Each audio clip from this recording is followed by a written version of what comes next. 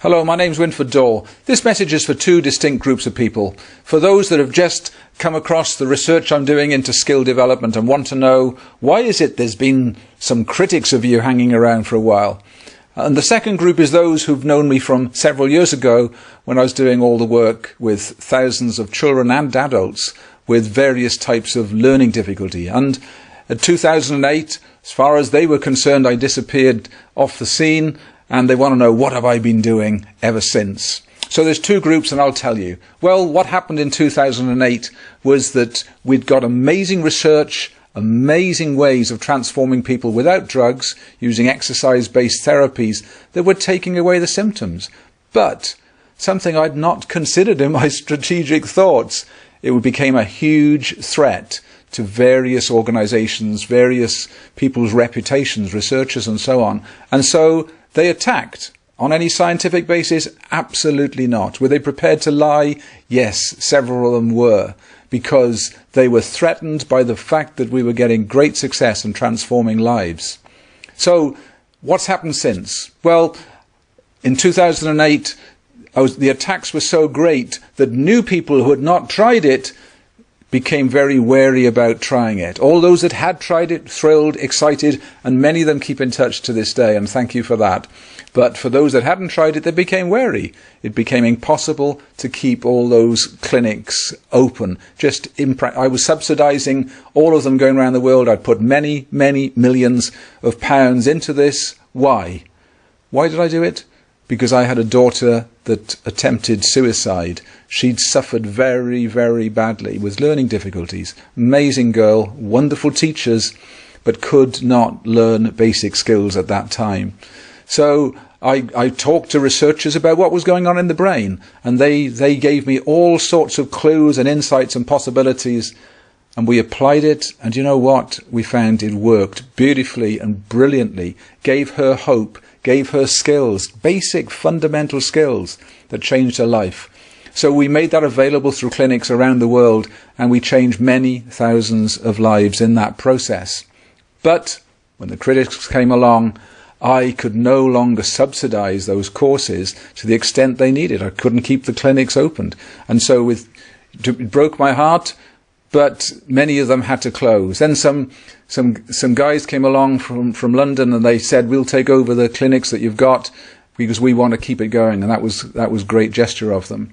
I was so ill. I was so exhausted from having pursued my life purpose because my pursuit of helping my daughter had become so important to me. I'd been a businessman for many years. I'd been very successful. So I'd got, assets that I could put into this project to put something back. Help Susie, help thousands of others, but it drained me.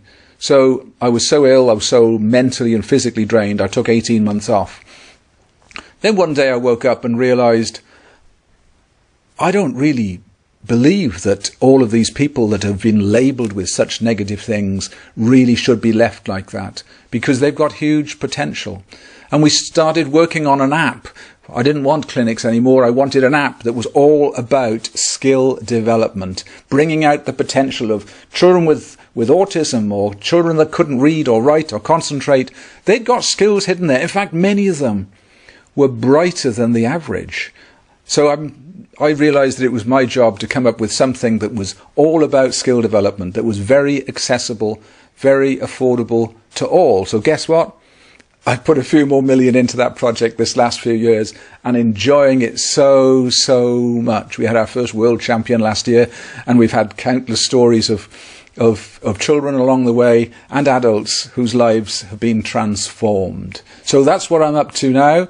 And we've got products now for the corporate world to help people perform far better in their work, be more confident, less stressed, and so on. We've got products, of course, for children, and we've got products for the elderly, and we've got products for athletes, all of them drug-free, things you can do at home, all online. And so that's an exciting phase. But something else has happened in my personal life, and that is at the end of last year I met my soulmate. Ninko Moditsen is her name, and when I met her, she's from Denmark, when I met her, I realized that her life story was so parallel to mine. She'd had a child with serious autism, And when he's a young boy, the authorities wanted to lock him up and said, look, just lock him up, put him away. And she said, I can't do that. And she toured the world looking for nutritionalists, looking for doctors who understood how to detox. And she came up with some programs. And guess what? She transformed her son's life.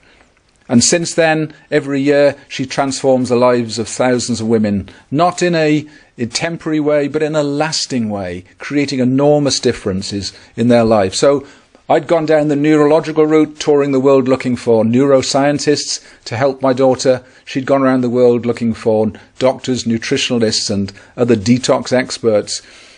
When we got together, we realized we'd got a joint life purpose. So one of the programs we've got now is putting the best of her research on all I've been working on together.